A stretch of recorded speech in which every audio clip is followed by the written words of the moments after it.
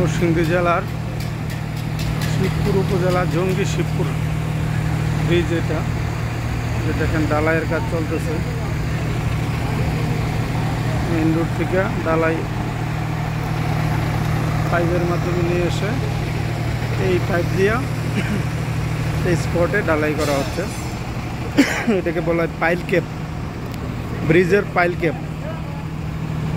বিশাল ঢালাই, প্রায় 400 cubic metre ঢালাই হবে আজকে। এই ঢালাইটা কমপ্লিট হইতে মিনিমাম 10 থেকে 12 ঘন্টা সময় লাগবে। সড়ক জনপথের ঊর্ধ্বতন কর্তৃপক্ষ এই প্রজেক্টের পক্ষ থেকে দেখতে এসেছেন ঢালাইয়ের কার্যক্রম। এই জায়গায় 2টা ব্রিজ হবে। আগের যে পুরাতন ব্রিজ দেখতে পাচ্ছেন, এই ব্রিজের 2 পাশে আর 2টা ব্রিজ হবে। তা সিলেটের দিকে আপ রোডে, আরেকটা হলো ডাউন রোডে। এই পাশে আরেকটা ব্রিজের পাইল ক্যাপের জন্য রড বের করা হয়েছে।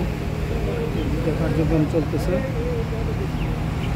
সড়ক জনপথের এই প্রজেক্টের কর্তৃপক্ষ বিভিন্ন বিষয় নিয়ে আলোচনা করছেন।